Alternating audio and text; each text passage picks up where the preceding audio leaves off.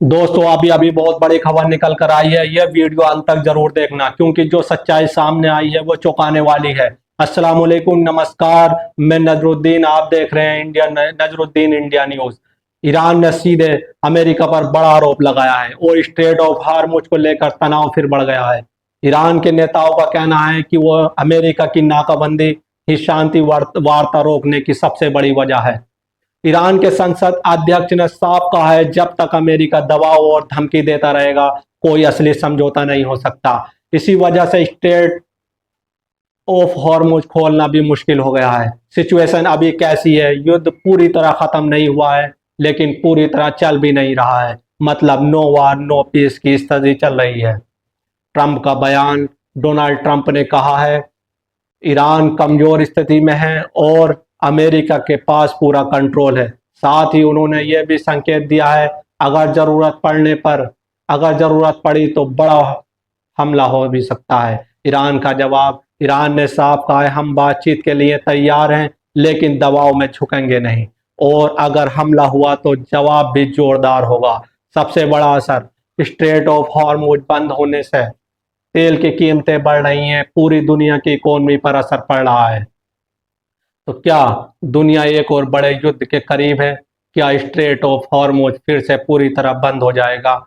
और क्या अमेरिका हमला करेगा? इसराइल के हमलों में एक महिला पत्रकार की मौत और लेबनान में हालात फिर से बेकाबू होते जा रहे हैं। अल जजीरा की रिपोर्ट के मुताबिक इसराइल के हमलों में दक्षिण लेबनान में कम से कम 5 लोगों की मौत हो गई है। इनमें एक पत्रकार अमल खलील भी शामिल है। पहला हमला एक कार पर हुआ, उसके बाद एक बिल्डिंग पर एयर स्ट्राइक हुई। पत्रकार मौके पर रिपोर्टिंग कर रही थी लेकिन लगातार हमलों की वजह से राहत टीम समय पर नहीं पहुंच पाई। सबसे शॉकिंग बात, रिपोर्ट के अनुसार जिस बिल्डिंग में पत्रकार छिपे थे उसी को टारगेट किया गया और सड़क भी निशाना बनाई गई ताकि एम्बुलेंस वहां तक न पहुंच सके। दूसरी पत्रकार की हालात। दूसरी पत्रकार गंभीर रूप से घायल, अस्पताल में भर्ती, सर्जरी की जरूरत। लेबनान का बयान। लेबनान सरकार ने कहा यह हमला मीडिया की आज़ादी पर हमला है और इसकी कड़ी निंदा की गई। इसराइल का जवाब। इसराइल ने कहा हम पत्रकारों को निशाना नहीं बनाते और नुकसान कम करने की कोशिश करते हैं। हालात क्यों बिगड़ रहे हैं? लेबनान में पहले से ही सीज फायर था लेकिन अब लगातार हमले, ड्रोन अटैक, जवाबी कार्रवाई, स्थिति फिर से युद्ध की तरफ बढ़ रही है। बड़ी तस्वीर। अब तक 24,000 प्लस लोग मारे जा चुके हैं।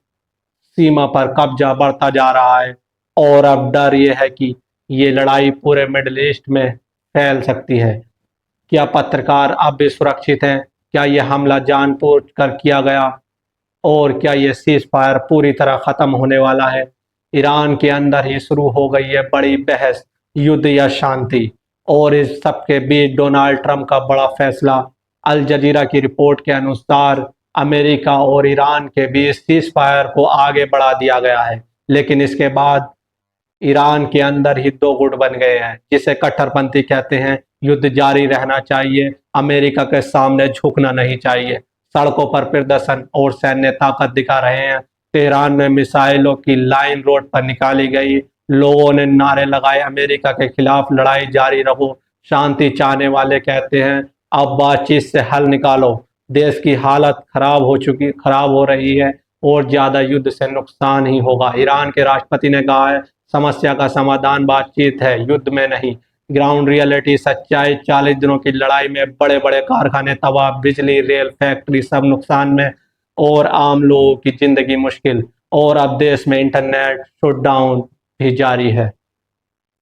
ट्रंप का बड़ा दावा। डोनाल्ड ट्रंप ने कहा ईरान अंदर से कमजोर हो चुका है, आर्थिक हालात खराब है, सरकार एकजुट नहीं है और चेतावनी दी अगर समझौता नहीं हुआ तो और बड़े हमले होंगे। Military warning. ईरान की मिलिट्री सेना ने कहा है हम तैयार हैं, बहुत सही तरीके से तैयार हैं, अगर हमला हुआ तो और इससे भी दुगना बड़ा जवाब हम देंगे। यहाँ तक कहा गया अगर पड़ोसी देश अमेरिका की मदद करेंगे तो मिडिल ईस्ट का तेल या उनकी बिल्डिंगें और जितना भी उनका इंफ्रास्ट्रक्चर है पूरी तरह बर्बाद कर देंगे। सबसे बड़ा खतरा हॉर्मोज का रूट ऑयल बंद हो सकता है, जिससे पूरी दुनिया की इकोनॉमी हिल सकती है। क्या ईरान के अंदर ही फूट शुरू हो गई है? क्या ये लड़ाई और खतरनाक मोड़ लेने वाली है? और क्या दुनिया एक बड़े युद्ध के करीब है? इन सभी सवालों का जवाब जानने के लिए वीडियो को अंत तक जरूर देखें। जो जानकारी सामने आई है वो आपको सोचने पर मजबूर कर देगी। अगर आप ऐसी ही बड़ी और सच्ची खबरें सबसे पहले देखना चाहते हैं तो वीडियो को लाइक करें, चैनल को सब्सक्राइब करें और बेल आइकन जरूर दबाएं। वेस्ट बैंक में बड़ा खुलासा, महिलाओं के साथ हो रही है खौफनाक अत्याचार। क्या वेस्ट बैंक में इंसानियत खत्म हो रही है? क्या महिलाओं और बच्चों को डराकर घर छोड़ने पर मजबूर किया जा रहा है? आज की यह रिपोर्ट आपको अंदर तक हिला देगी। पूरी खबर मैं आपको बताऊंगा, लास्ट तक जरूर देखें। वेस्ट बैंक फिलिस्तीन में एक बेहद चौंकाने वाली रिपोर्ट सामने आई है, जिसमें दावा किया जा रहा है कि इजरायली सैनिक और बसने वाले सिटिलर महिलाओं और पुरुषों के साथ यौन हिंसा और उत्पीड़न कर रहे हैं। एक पीड़ित की दर्दनाक कहानी। 29 साल के एक युवक ने बताया कि रात में दर्जनों लोगों ने हमला किया, उन्हें बुरी तरह पीटा गया, कपड़े उतार कर बेइज्जती की गई। ये मैं नहीं कह रहा, अल जजीरा की रिपोर्ट कह रही है। हाथ पैर बांध दिए गए, जान से मारने की धमकी दे दी गई। इतना ही नहीं, महिलाओं और बच्चों को भी नहीं छोड़ा गया।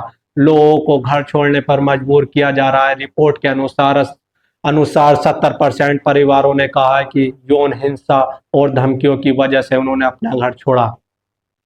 महिलाओं ने काम पर जाना बंद कर दिया, लड़कियों ने स्कूल जाना छोड़ दिया। यानी डर का ऐसा माहौल बना दिया गया है कि लोग खुद ही जगह छोड़ रहे हैं। महिलाओं के साथ क्या हो रहा है? जबरन कपड़े उतरवाना, शरीर की तलाशी के नाम पर अपमान, गंदे सवाल और इशारे।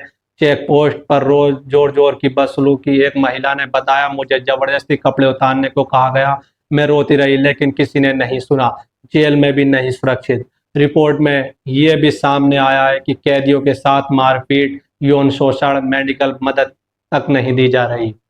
एक पत्रकार ने बताया कि जेल में उसके साथ बहुत बुरा व्यवहार हुआ, आज तक ये दर्द झेल रहा है। क्या ये एक रणनीति या कुछ विशेषज्ञों का कहना है कि ये सब लोगों को डराकर उनकी जमीन से हटाने की रणनीति है? हालांकि इजराइल का कहना है कि ये अलग अलग घटनाएं हैं, कोई नीति नहीं। अगर ये सच है तो क्या दुनिया चुप रहेगी? क्या ऐसे हालात में इंसाफ मिल पाएगा? अपनी राय कमेंट में जरूर बताइएगा। वीडियो को लाइक एंड शेयर करना ना भूलिएगा। ऐसे ही सच्ची खबरों के लिए चैनल को सब्सक्राइब और कमेंट में अपनी राय जरूर दें, क्योंकि आपके कमेंट और लाइक एंड सब्सक्राइब से हमें हौसला मिलता है। तो अपनी राय कमेंट में जरूर दें। जय हिंद।